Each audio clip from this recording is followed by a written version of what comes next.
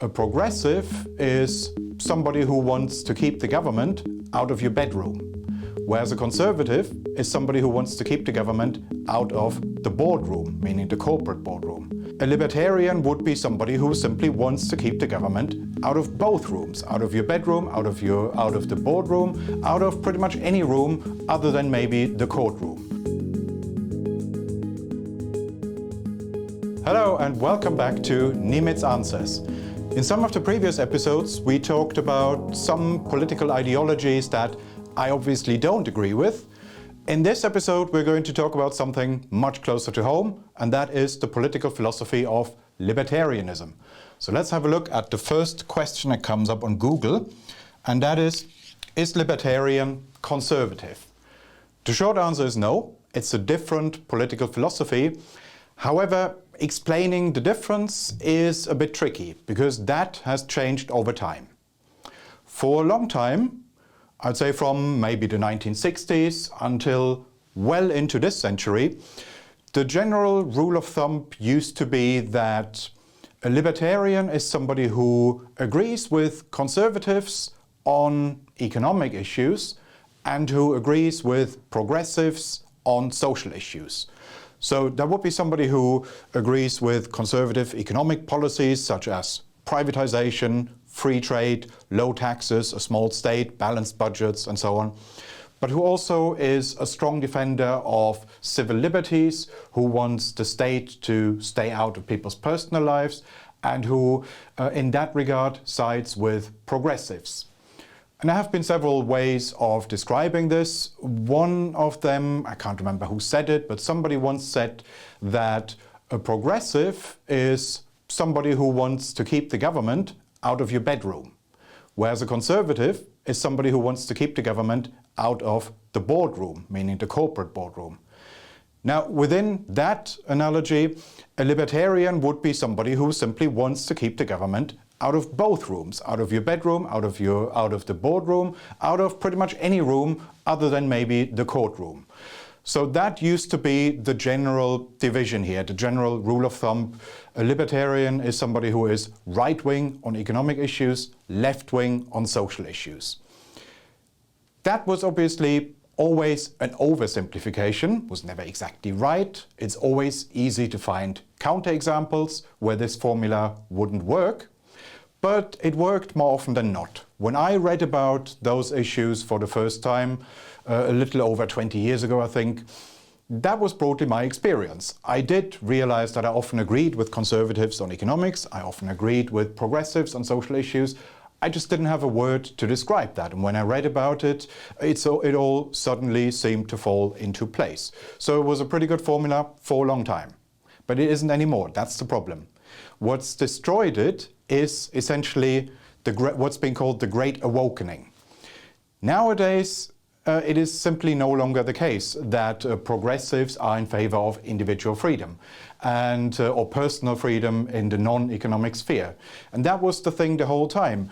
When previous generations of libertarians said that they are left-wing on social issues, they always assumed that a progressive is somebody who is laissez-faire on social issues.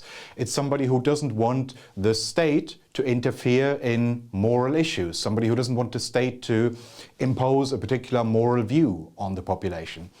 Nowadays, after the Great Awakening, nothing could be further from the truth. In fact, nobody is keener on things like restricting freedom of speech, restricting academic freedom, restricting freedom of assembly, and so on. Nobody's keener on that than woke progressives. And that means this old division of libertarians being economically right-wing, socially left-wing has completely broken down.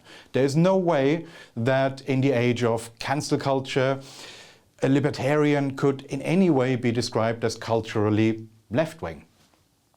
But at the same time, we've had conservatives moving away from free market economics. It used to be the case, until not so long ago, that conservatives felt obliged to at least pay lip service to free markets. So a phrase that I would often hear from conservatives was, "I agree with you in theory, but..." Nowadays, they wouldn't even say that anymore. They would just say, no, I don't agree with you, full stop, not even in theory. And that means the relationship between libertarians, progressives and conservatives has fundamentally changed. One of the most well-known conservative thinkers in Britain, I guess, would be Nick Timothy, the guru of Mayite conservatism. He is very explicitly anti-libertarian, and he says that all the time, so I practically never agree with him on anything to do with economics, but he is quite good on rejecting wokery, rejecting woke orthodoxy. So oddly enough, this means that for a liberal or libertarian-leaning person like me, this means that I find myself more in agreement with Nick Timothy on social issues than with economic issues. And that is pretty much the opposite of what the old rule of thumb used to be. So this means there used to be a fairly obvious division of labor, that if you were a libertarian, you were economically right-wing, socially left-wing. Today, it's become a lot trickier. The second question is libertarian the same as liberal? It used to be initially. The reason for that is simply that in American English, liberal has come to mean what we would call social democratic or progressive or left-wing or center-left, and it has moved away from the old meaning. And this meant that for a while, American liberals in the old-fashioned sense didn't have an obvious word to describe their own outlook. So I've seen older texts where American liberals would say things like, I'm a liberal but in the European sense, or I'm a liberal but in the 19th century sense. Now there's of course a problem with that. That means you're basically saying, I am this or that, but in the way they use the word on a different continent or in a different century. It's not a very catchy way to describe yourself. And therefore, at some point, American liberals just started to adopt the term libertarian as a self-description. Up until that point, there wasn't really a difference between liberal and libertarian. It was simply that libertarian was the American word, liberal was the old European word, but that was just a difference in regional use of language, in the way they say fall rather than autumn, but it's the same thing and it wouldn't really matter. But then quite quickly, libertarian acquired a different connotation. So even today, they're no longer the same thing, but even today, it's not that you could draw up a list of saying this is where they agree, this is where they differ. It's really more difference in connotation, and there's no hard and fast dividing line. Libertarian quite quickly acquired a connotation of being, firstly, more radical than standard liberalism, and secondly, more interested in arguing from first principles. So this means if I met two people who I don't know, and I don't know anything about their worldviews, and one of them tells me I'm liberal, the other one tells me I'm libertarian. If I know nothing about these people, other than these two labels, I would start from the presumption that the self-described libertarian is the more radical one, in the sense that they would go further in reducing the size and scope of the state, but also in that they would advocate those positions for a different reason. They would be more interested in absolute moral principles rather than outcomes. So the liberal would be more utilitarian. They would be in favor of this or that position because they think that's what produces good outcomes, whereas the libertarian would be more likely to say, this is morally right, this is morally wrong. So this means that if you showed them some very solid empirical evidence about how in some particular instance government intervention can actually be a good thing, the liberal would then probably say, well, okay, if that's what the evidence says, then so be it, fair enough. Whereas the libertarian would be more likely to say, no, I don't care. The evidence may say that, but this is still morally wrong. This is about property rights, this is about individual rights, and I don't care what the outcome of a particular policy is. I reject this policy as a matter of principle, not because of utilitarian considerations. So that is broadly the difference, but again, no hard and fast dividing line. And it's even then, even as a rule of thumb, this doesn't work especially well. It's correct more often than not in my experience, but it's not something that I would bet on.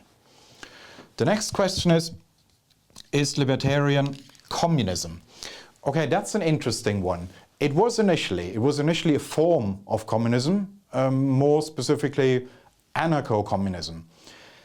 In the 19th century, there were some thinkers who went along with Marxism in Marx's class analysis, who believed that capitalism was a system based on exploitation and that it was an unstable system that would have to collapse eventually, and that there would have to be a workers' uprising, a revolution, creating a new system. So they went along with Marx on all of that. They were Marxists of sorts, except they didn't like Marx, and Marx didn't like them. Because those anarcho-communists, said that Marx was a statist, that he wanted to build an all-powerful state, and that even though he thought this state would represent the interests of the working class, that it would be a state by and for the working class, it would be an oppressive state just like any other. So what they wanted to do was abolish the state entirely after the revolution, and that's why they didn't call themselves Marxists and even defined themselves in opposition to Marx despite the similarities. Whereas Marx also believed that communism would ultimately be a stateless society. He did not call that anarchy, but he might as well have called it that. It's just that he didn't think that you could just establish an anarchist society. He thought that you would have to establish a socialist state first, a state that represents the working class, and then over time that state would just become unnecessary and it would disappear. But he believed that you couldn't abolish it, whereas the anarcho-communists or libertarian communists, they believed that you could just cut out that middle stage and go straight from capitalism to complete anarchy. Now, nonetheless, the difference between them isn't really that huge, because those anarchists, anarcho-communists, were not averse to using violence against political opponents. And where they had the chance, they used violence against opponents just like their competitors. So in the Spanish Civil War, for example, the anarcho-communists behaved just as badly as any of the other factions. It's just that they didn't want that violence to be committed by an organized state, by a standing armed force. But then again, if you have an ad hoc vigilante militia, even if you don't call it a state, does it really make that much of a difference whether you get beaten up by a state police or by a spontaneously formed mob of people? In practice, this is probably going to feel very similar. And but at the same time, Lenin didn't see himself as a statist. Even though he helped create the Soviet state with the secret police and all the rest of it, he also said, after the revolution in my Soviet Union, there isn't going to be a police force as such. There will just be the armed wing of the working class. Now again, this is a play on words. He obviously did create a massive secret police and a massive police force and a massive apparatus of repression. It's just that he didn't think of that in those terms. He thought this was just the working class organizing itself spontaneously in the way that anarchists would have wanted. So in practice, there isn't really that much of a difference, and therefore anarcho-communists are not that different in practice from Leninist communists. They have nothing to do with libertarians in the way that we use the term today. Libertarian communism is essentially an oxymoron. It's like saying a boiling ice cube. It's something that just cannot exist, and they may call it that, but they may have called their ideology, they may have described it in such terms, but it isn't a thing that has ever existed or could ever exist. The next question is libertarianism good? Well, on that, I'm obviously a bit biased. I don't normally personally call myself a libertarian, because of what I said earlier, that it has acquired different connotations. That you would think a libertarian isn't just a liberal, it's somebody who is very ideologically purist, and somebody who makes everything about first principles rather than outcomes, and outcomes that can be empirically verified. Now, I'm more on the boring, old-fashioned liberal side. I do care about outcomes rather than absolute principles, and I'm okay with second-best solutions rather than purist solutions. So I wouldn't normally use the word libertarian as a way to describe myself, even though if somebody else does it, I won't object to it either.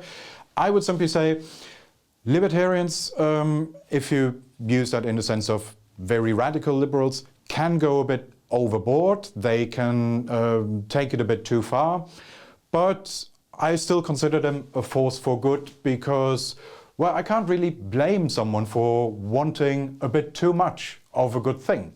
I can't really blame someone for going a bit too far when they're doing something that's fundamentally the right thing to do. So therefore, even though I wouldn't quite count myself among them, I wouldn't see them as opponents either. I'd say they are broadly a force for good. But whether I would want to live in a society that is ruled by purist libertarians, that would be a different matter. The next question is libertarian a political party? Yes, it is that too. There are parties, political parties in some countries that call themselves libertarian, but I would argue that it's a movement that isn't very well suited for party politics. And that's mostly because of the personality types that it attracts.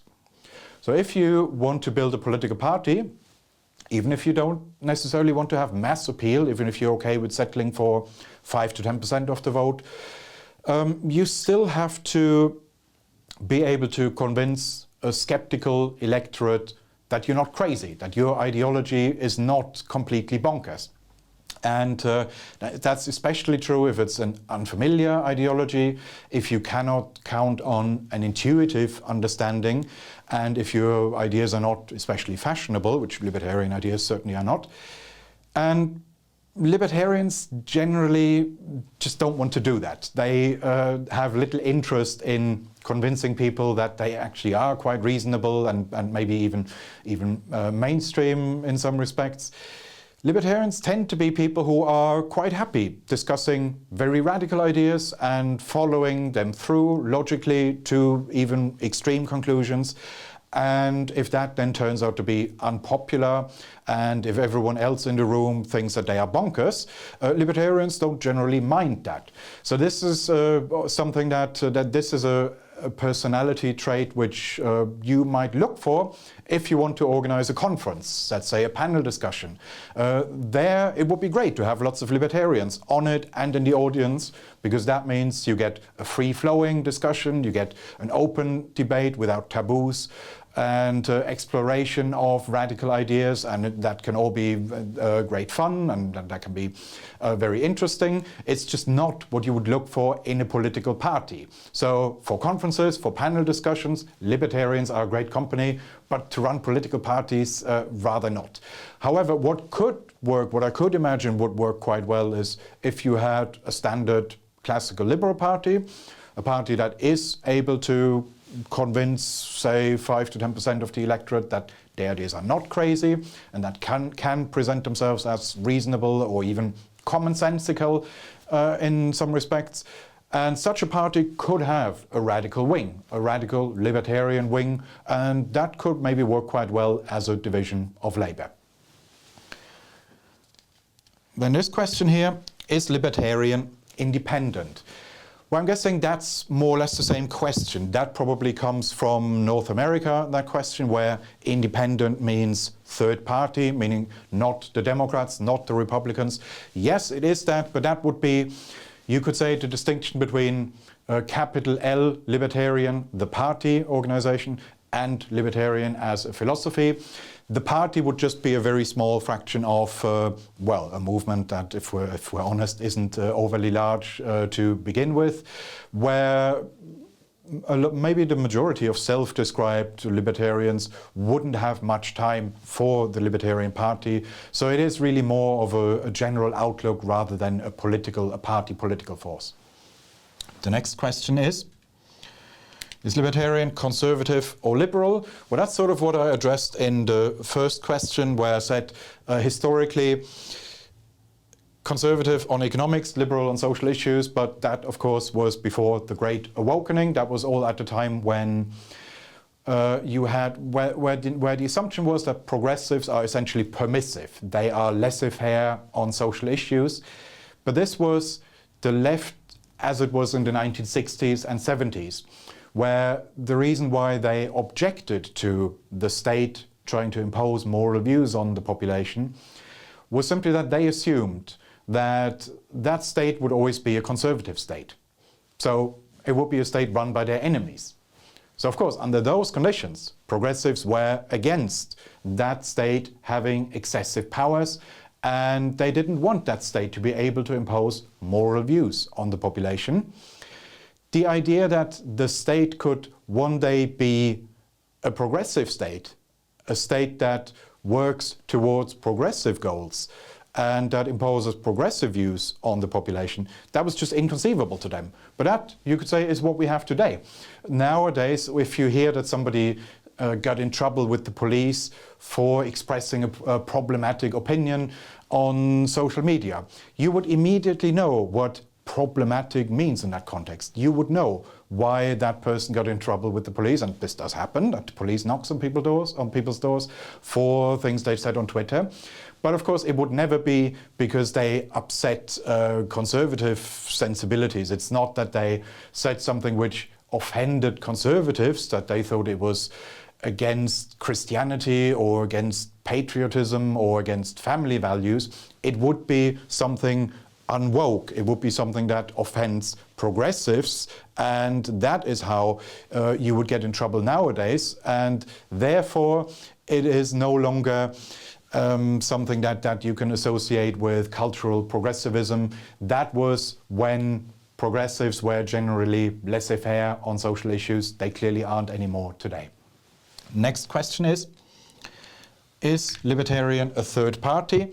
Well, again, this is a question, this has to be a question from North America, where third party or independent means not Democrats, not Republicans. As I said, yes, it is that too, but that's only a small fraction of it, and a lot of self-described libertarians would not be too happy with that. The next question, is libertarianism an ideology? Yes, you could call it that.